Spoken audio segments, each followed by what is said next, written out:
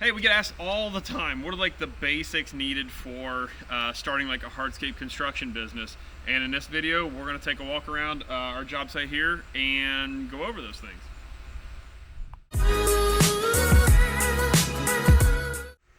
Since we're talking absolute basics and necessities in a hardscape business, and this is if you're serious about starting a hardscape construction business, you got to have something to record and measure grade with. And so I'm gonna say either like a zip level like this, a U level, a self-leveling rotary laser. You've got to have something to be able to shoot and record grade with. The days of string lines and all that stuff are over with.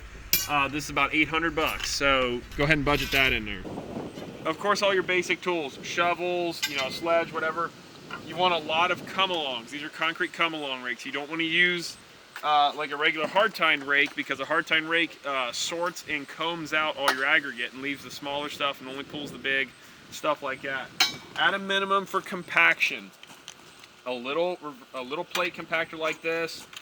This is again at minimum. You gotta have a little, like this is a Whacker 1550. It has about 3,300 centrifugal pounds of force. That's the thing you've got to measure by, is centrifugal pounds of force.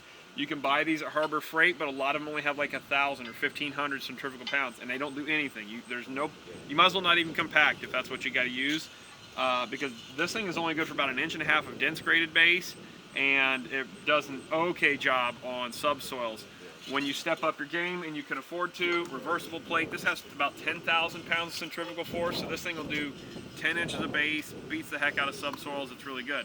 Now for compacting soil, you really need, and ideally ought to have, a jumping jack, but that can be rented on an as-needed basis. But as soon as you can, buy compactor, the basic tools. Skid steers you can rent per job, but if nothing else, if you can even just afford to buy a mini skid steer loader, like I'm hearing great reviews on the Ditch Witch SK1550. That is pretty much that skid steer in a way smaller package. So guys are really loving those things. Again, some plywood. This is an expense, but you need this to help prevent and protect the yard as much as possible in this area. Now we're not super worried about up here because this is going to be embanked out, so we want this out here again just to give us a place to turn the buggies and machines. If you're able to buy a machine, you really want to buy a tracked machine. We've been driving all over this yard. We brought in 10 tons of base. We're going to be bringing all those pavers up, and that track machine is just going to walk all over the yard here real smooth and easy. Another thing you got to have, and again, you can rent all this stuff, but as soon as you can afford to buy it, these are the minimums, right? A good concrete cutoff saw. We love these Husqvarna K770s, but again, anything you can afford with a good diamond blade, buy a good diamond blade. We use lattice blades. We have a promo code, 20% off, code AUMAN, A-U-M-A-N. The Hurricane's a great blade. We use a lot of them, and so far a really good success with that. Of course, you need like your basic mix of stuff. Hardscape trailer, that's for down the road when you can. But your basic tools, right? All your PPE stuff, torpedo level, some finished trowels here, dead blow hammers. Buy the best ones you can buy that have a warranty, so you can get some really cheapo ones, like these. We'll take here, but I mean, just a mix of little tools. Speed squares, string lines, just all your basic stuff. Little, 3-pound hammer there. Again, here's a Pittsburgh. I think it's a Harbor Freight dead blow hammer. But these dead blows are great and required for hardscape stuff because you hear that it's got a bunch of sand or steel BBs in there, but it transfers all that force down, as opposed to these hammers that bounce and don't deliver that dead blow. So you need some of that stuff. Of course, levels.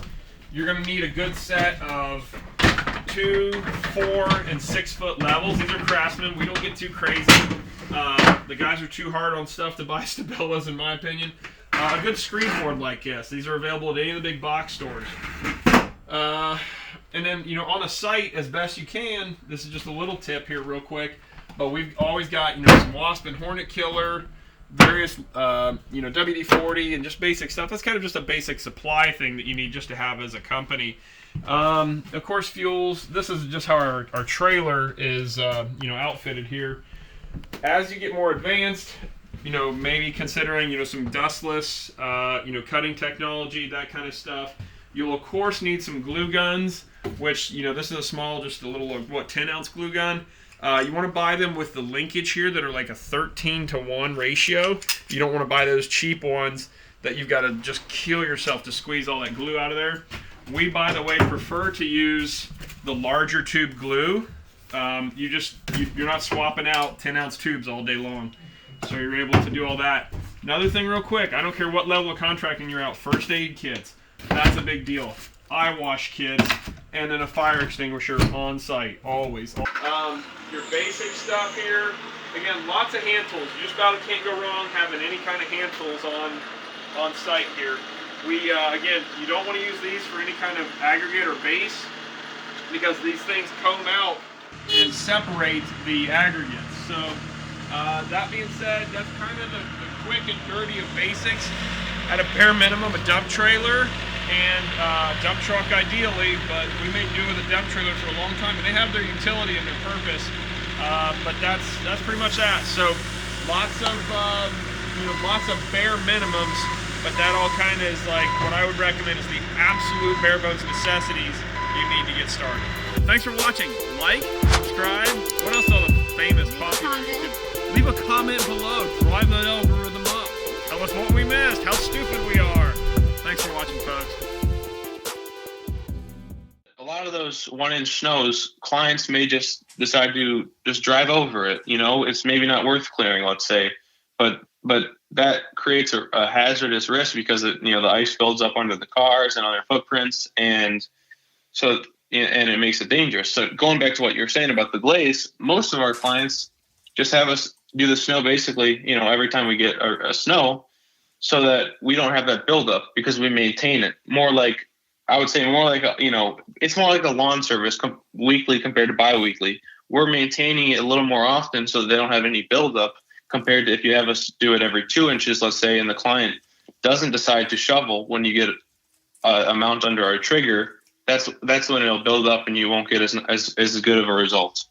So, hopefully that kind of explains it, but it's kind of more of a white glove service, I would say.